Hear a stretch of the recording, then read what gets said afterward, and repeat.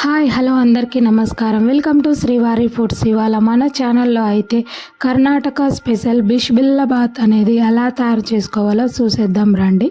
ముందుగా ఒక కుక్కర్ తీసుకొని అందులో ఒక గ్లాస్ రేషన్ బియ్యాన్ని అలాగే ఒక గ్లాస్ కందిపప్పును వేసుకొని ఇవి బాగా శుభ్రంగా 2 సార్లు కడిగి పక్కన పెట్టుకోవాలి.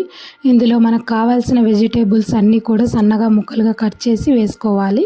నేనైతే కట్ చేసిన బీన్స్ అలాగే కట్ చేసిన టమోటా, కట్ చేసిన క్యారెట్ ముక్కలు, సన్నగా కట్ చేసిన ఆలుగడ్డ ముక్కలు, అలాగే సన్నగా కట్ చేసిన ఆనియన్స్, బఠానీ, పచ్చి బఠానీ లేదంటే మామూలు బఠానీనైనా వేసుకోవచ్చు. నేను ఈ వెజిటేబుల్స్ వేసుకున్నాను. మీకు కావాల్సిన వెజిటేబుల్స్ మీరు తినగలిగినవి అన్నీ కూడా వేసుకోవచ్చు. ఇందులో మనం కావాల్సిన అన్ని వాటర్ పోసుకోవచ్చు. ఎన్ని వాటర్ పోసుకున్నా ఇబ్బంది ఏమి ఉండదు. అలాగే ఇందులో ఒక స్పూన్ పసుపు అలాగే ఒక స్పూన్ ఆయిల్, తగినంత ఉప్పును కూడా వేసి కుక్కర్కి మూత పెట్టుకొని ఒక 4 విజిల్స్ వచ్చేంత వరకు ఉడికించుకోవాలి. చూసారుగా 4 విజిల్స్ వచ్చిన తర్వాత రైసు, వెజిటేబుల్స్ అన్నీ కూడా బాగా ఈక్వల్గా కుక్ అయిపోయాయి. ఇలా కుక్ అయిన తర్వాత ఇవి బాగా కలుపుకొని పక్కన పెట్టుకోవాలి. ఇది పక్కన పెట్టుకొని మరొక పక్క స్టవ్ వెలిగించుకొని ఒక గిన్నె పెట్టుకొని అందులో కొన్ని వాటర్ పోసుకొని వాటర్ అనేది బాగా బాయిల్ అయ్యేంత వరకు హీట్ చేసుకోవాలి.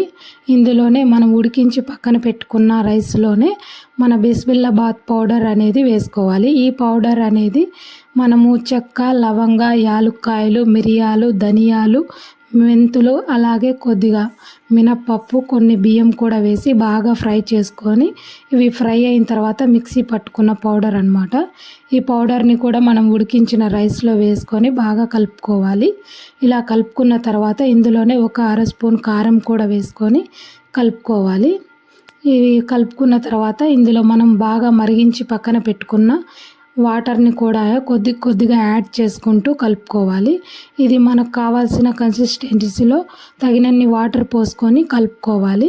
ఇలా కలుపుకున్న తర్వాత పక్కన పెట్టుకొని మరొక పక్క స్టవ్ వెలిగించి ఒక కడాయి పెట్టుకొని అందులో తగినంత ఆయిల్ వేసుకొని ఆయిల్ హీట్ అయిన తర్వాత ఇందులో కొద్దిగా కరివేపాకు అలాగే కొద్దిగా పోపు దినుసులు అలాగే మనం కొద్దిగా వేరుశనగ గుండ్లను కూడా వేసి ఎండుమిర్చి, వేరుశనగ గుండ్లను కూడా వేసి బాగా ఫ్రై అయ్యేంత వరకు ఫ్రై చేసుకోవాలి.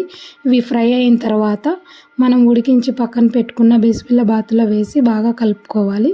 చూసారుగా ఇలా కలుపుకున్న తర్వాత చివరిగా కొత్తిమీరను కూడా వేసి బాగా కలుపుకోవాలి. ఇలా కలుపుకున్న తర్వాత చూసారుగా మన బిస్బిల్లాబాత్ అనేది రెడీ అయిపోతుంది.